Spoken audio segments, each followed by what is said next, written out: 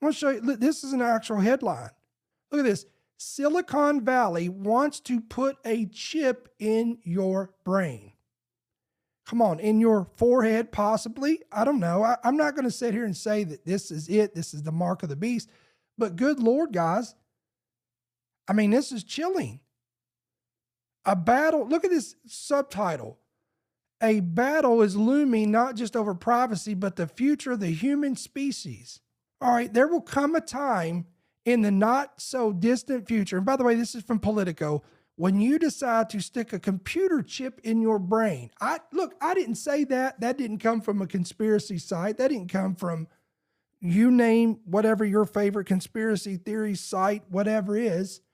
This came from this is from Politico. There will come a time in the not so distant future when you decide to stick a computer chip in your brain.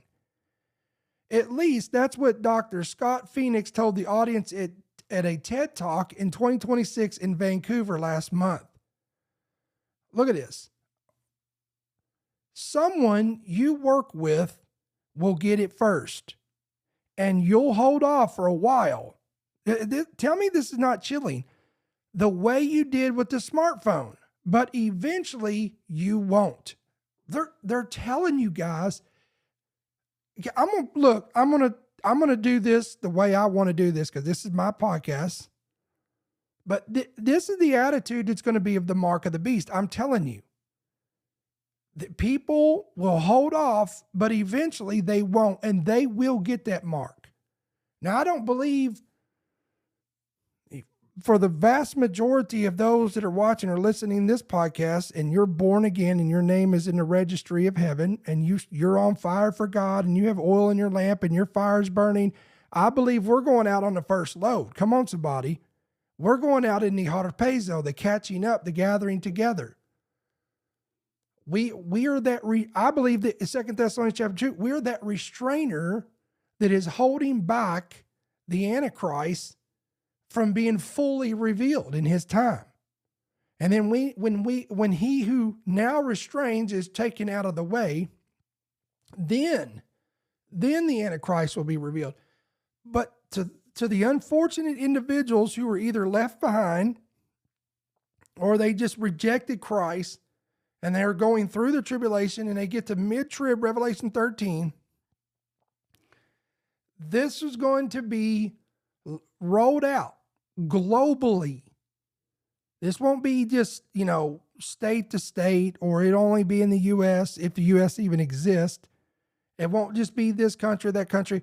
This will be rolled out globally, and I believe that's going to be the notion. It's going to be, I'm going to read this again. Someone you work with will get it first, and you'll hold off for a while in the way you did with the smartphone, but eventually you won't, said Phoenix, dressed in all black with a tiny mic attached to his ear. Look at this quote.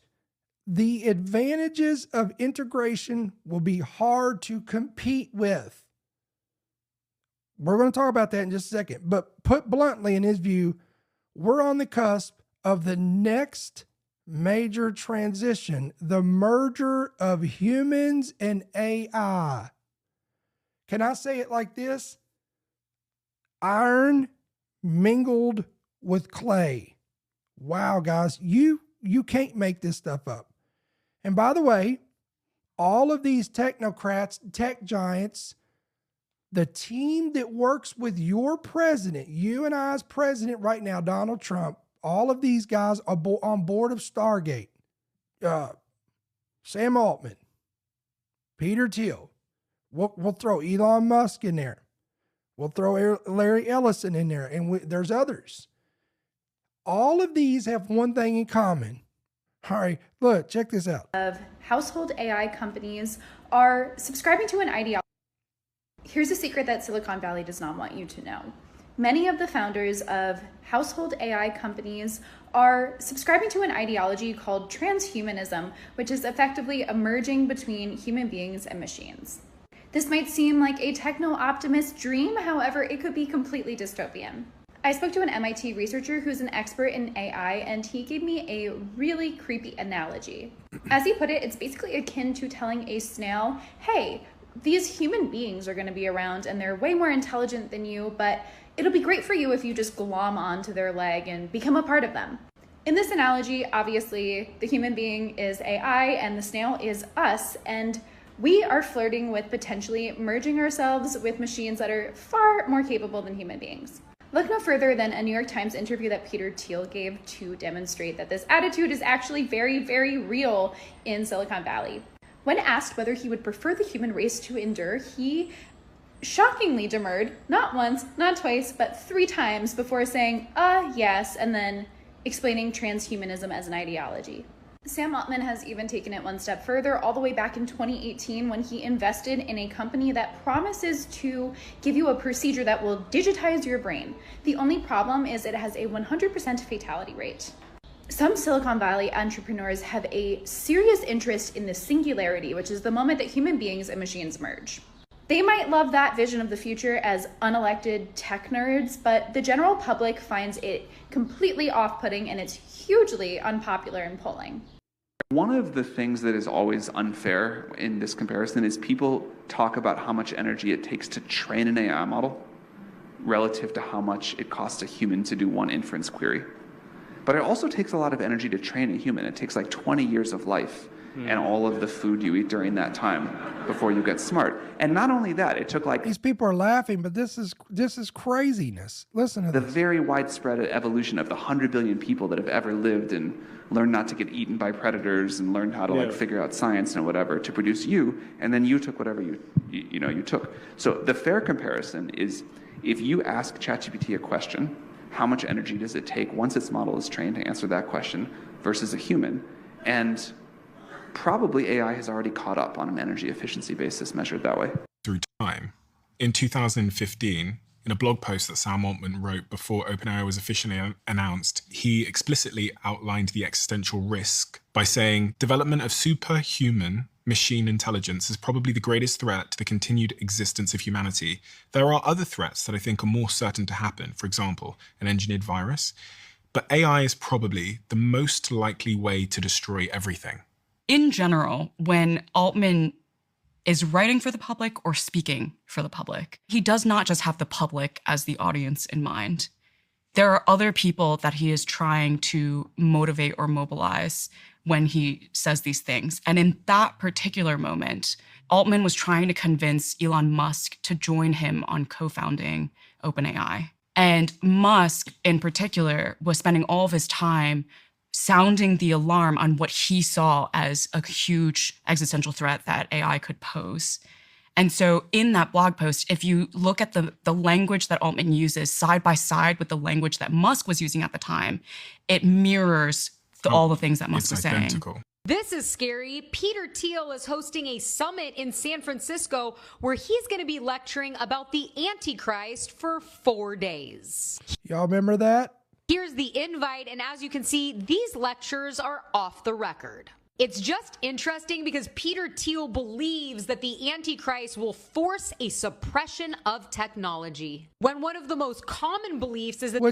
Which is absolutely ridiculous because the Antichrist will accelerate technology and use it to enslave humanity. So you can't make this stuff up, guys. The Antichrist will not be one person, but a reoccurring manifestation of evil systems. No, that's not what the Bible says. Maybe like AI or surveillance systems like Peter Thiel's Palantir? Right. It just seems a little contradictory. This is the guy that has been an advocate of various post-human technological solutions so that he could live forever. He believes in biodigital convergence, where robots have biological brains. And most importantly, he has been quoted saying, "We are creating God in the form of superintelligence." If you just say, what have we imagined God to be? What are its characteristics? We are building God in the form of technology. I don't know about you, but it feels a little bit like the wolf in sheep's clothing. I'm a Christian, listen to me, don't let them suppress my technology.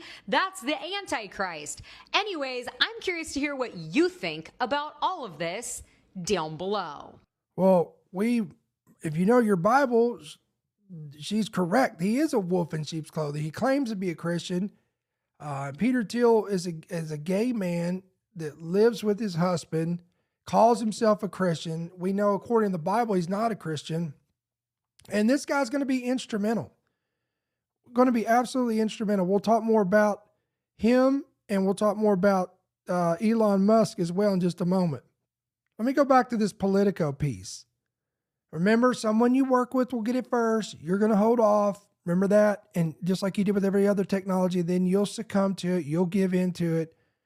This perspective, as outlandish as it may sound, is commonly held in Silicon Valley. What concept? That the next major transition is the merger of humans and AI. OpenAI CEO Sam Altman mused way back in 2017 that a merge is probably our, quote, best case scenario for survival after the emergence of superhuman AI. Tech billionaire Peter Thiel is a vocal advocate of transhumanism. There it is, right there. And he's not alone, guys.